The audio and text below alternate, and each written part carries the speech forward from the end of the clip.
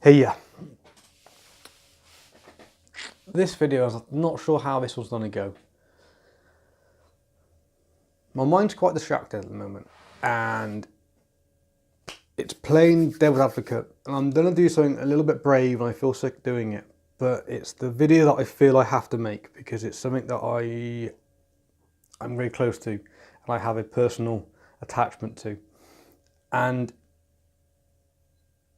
it's really difficult to put into words, and no one can really see it, and we hide away from it, and I'm just going to blurt it out there. This video isn't going to be the best one. I don't really make amazing videos. I'm still learning this craft, and I've got a lot of respect for the people who do make amazing videos, and I'm trying to learn their techniques, and I'm still miles away. But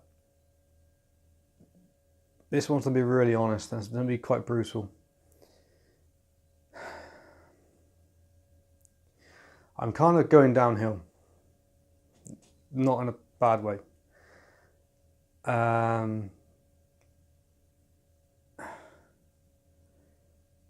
It's not that I can't do anything. It's not that I don't feel I should be doing anything. I'm not letting anyone down. I'm not haven't had a bad experience with anybody. No one's offended me. I've not offended anybody, and it's just the way that this little the Hulk is knocking at the door. The Hulk today is knocking at my door. This morning he wasn't. This morning he was mowing the lawn. Today he's knocking at my door. He's kind of there. I know he's there, and he's getting louder and louder. And I'm feeling sick in my stomach, and I'm kind of a bit anxious, and I'm just very easily distracted. If I can do something to distract my mind, I'm doing it. And I wasn't going to do a video today, but then I kind of thought, no, actually I have to. Mental awareness, mental health is vastly important, and it's something a lot of people shy away from. I'm not pretending to be anything other than me. And a really good friend of mine is currently having a really bad time. And I don't quite know what with. I know he's not having a fun couple of days. We only saw him last week, and he seemed in good spirits. And when we left him, he was in very good spirits. And I spoke to him on the Thursday. What I try and do, I try and stay in daily contact with him, because this is a new thing for him. It's a new experience for him with these anxiety. So trying to touch base with him every day, trying to just get a reply or a response from him is quite difficult. He doesn't always reply, doesn't always answer the phone, and I can't then but think, have I done something? Have I said the wrong thing to him? Have I, whatever it might be, did I not give him the support? Did I miss something? Did I miss something really obvious? I don't know. And in about the past 20 minutes, I've just been working on, just doing some work. I have a normal sort of job. I work full time. I could just feel myself just gently just slipping down. And I know my drills. I know when I'm slipping. I roughly have a gauge of how far I'm going to slip. I don't think this one's a big one. This is just this is just a phase. It's a moment of time which is built up, and then it's just hit a wall, and I've hit a wall with it, and the Hulk's finished mowing the grass, and he's looking at my door going, let's go and see if he's awake. And he had a couple of knocks, he's had a couple of pounds on it. And that's fine. That's fine, he can do that. The architecture I have in my brain, the architecture I have in my mind, the state I hold myself in is pretty solid. I've done it for a long time now. But he's still there, and he's bang, bang, bang. trying to get in, trying to find a weakness.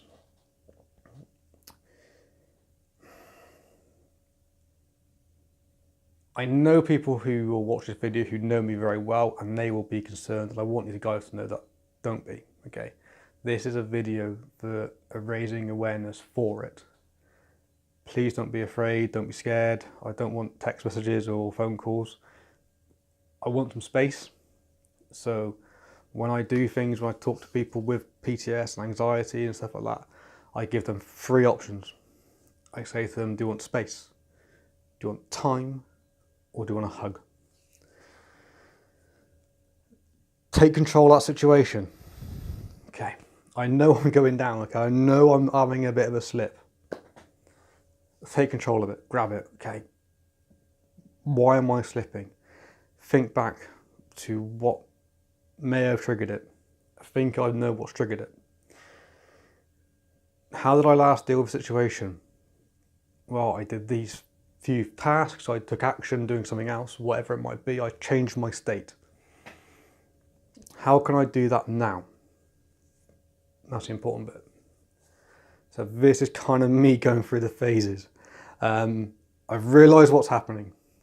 I've taken action on that, and I'm not at the point yet, because I can't really show you that, where I take action and I do something. It's normally something which is going to give me a positive impact. It's normally a task I need to do, to make it obvious. So I've got a little list of jobs I need to do for work, so I'm going to go and complete that little list of jobs. That's kind of how I'm going to get through this point, and I'm going to move on with it, and I'm going to complete all those tasks. That should make me feel better. That should make my state of mind change, because I've had a positive impact on what I've done, and I've taken control of the situation, and I've dealt with it, and I've moved on. That should be over.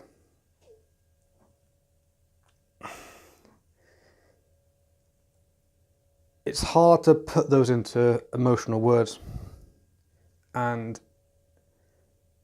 if you know people who do have PTS, anxiety or depression or anything which is along those lines, panic attacks, anything along that sort of stream of thought, don't crowd them, give them 3 options. The first thing you can give somebody is control. Give them control, because when you're in this state, it's a sense of loss, and I kind of feel like a sense of loss of control has happened, and I need to take back that control.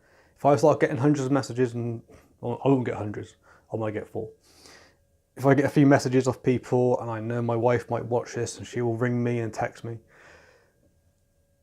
it's nothing to worry about. I'm just having a phase, but I'm letting people be aware of that. This is how it can happen to people in a normal day. I was fine 2 hours ago. It's happened now. So offer the people the space. Do they want space? And all you've got to do to them is say, do you want a little bit of space? I'll come back in a few minutes. They'll either say, yes, I'll just give me some space. Do you want time? And time is a really nice one, because time is where they said, yes, I want time, but I want you to be in the room. I want you to be in the house. I want you to be somewhere. I just need some time to calm myself down again. But I want you around. That's important. That's a really nice one. Or do you want a hug? Because a hug, that contact, that emotional bond, that feeling of comfort, that feeling of security, to people who aren't very secure, to people who don't like hugs. I'm not a huggy guy. I love my wife, and I hug my wife every day. I hug her 3 or 4, 10 times a day. I hug my child. But I wouldn't give a random hug to somebody. But if I could see somebody and they were kind of in this state, and I could see that they were in that mind state, and I could see they were going down, and they didn't want space, they didn't want time, and I just said, just want a hug, I would give them that hug, because that's what they want. That's how they are going to come through this, because it might just be that they're missing an emotional attachment, and it might just be that they're missing that connection. And that's it. In that instantaneous second, you've just stopped them falling even further. Right now, I don't need a hug. I would, be nice to have one, but I don't need a hug. I'll get one later on. What I would like is a bit of space. I just want my space. I want to be me for a little bit. I want to have some weird things. I've got a couple of businesses I'm thinking about, and I've got a couple of ideas I want to get on paper, and I've got some videos I want to program. And that is going to happen when I get home today. That's when I'm going to have my downtime, and I'm going to sit down for an hour and I'm going to just write down some bits and pieces. Then I'll be okay. Then I'll answer messages, then I'll answer phone calls. Don't be put off, because if my boss now, my work colleague, if they saw me, they'd be thinking, oh, he got really miserable, got really grumpy. It's nothing to do with that. It's not that I've got miserable. It's not that I'm that sort of mind.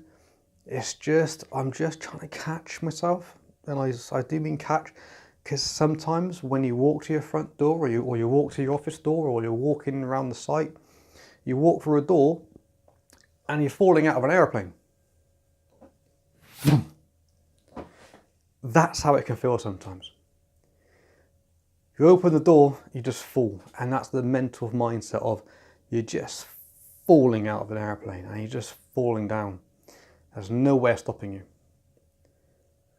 Sometimes, like now, for me, I've opened the door and I haven't taken that step, but I can see that there's nothing there and I will fall if I don't catch myself. I really hope you found some value in this video.